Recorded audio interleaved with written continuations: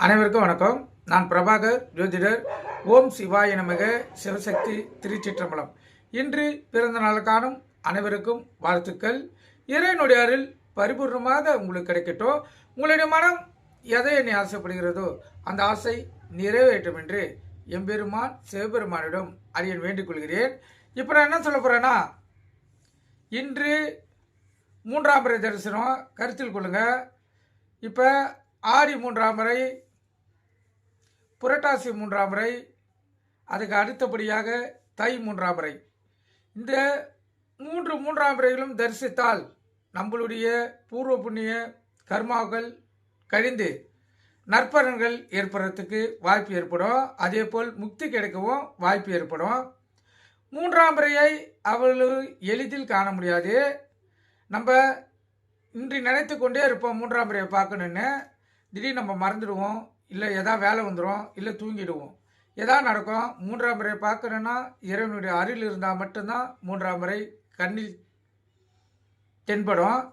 கருத்தில் கொள்ளுங்க. இது நீங்கள் அனுபவபூர்வமாக உணர்ந்தீங்கன்னா உங்களுக்கு தெரியும். 3ஆம் முறை என்றால் அமாவாசை வந்து 3ஆம் நாள் வரது தான் 3ஆம் முறை. இப்போ பார்த்தீங்கன்னா அமாவாசை, இப்போ முந்தா நேற்று அமாவாசை, நேற்று 2ஆம் நாள், இன்று 3ஆம் நாள். இந்த 3ஆம் நாள் வரக்கூடியது தான் 3ஆம் முறை.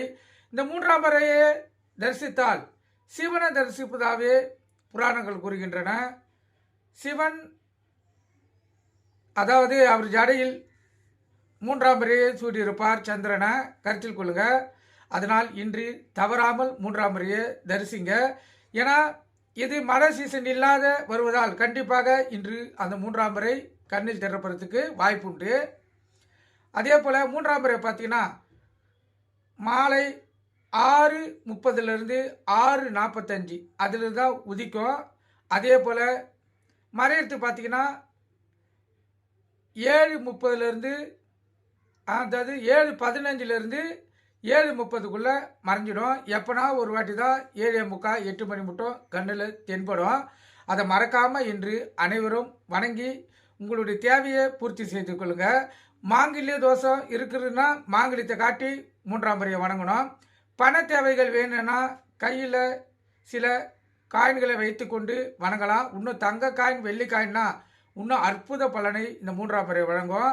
உங்களுக்கு எது தேவையோ அதை கேட்டு இன்று 3ஆம் முறை கிட்ட நீங்கள் வணங்கலாம். அதே போல் உடல்வாதியால் பாதிக்கப்பட்டிருந்தாலும் அந்த 3ஆம் முறை கிட்ட போயிட்டு வணங்கக்குள்ள உடல்வாதி பரிபூர்ணமாக உங்களுக்கு தீரும். சிவபெருமான் மனப்பூர்வமாக உங்களுடைய கோரிக்கையில் ஏற்று உங்களுடைய கோரிக்கைகளை நிறைவேற்றுவார். நீங்கள் கருத்து கொண்டு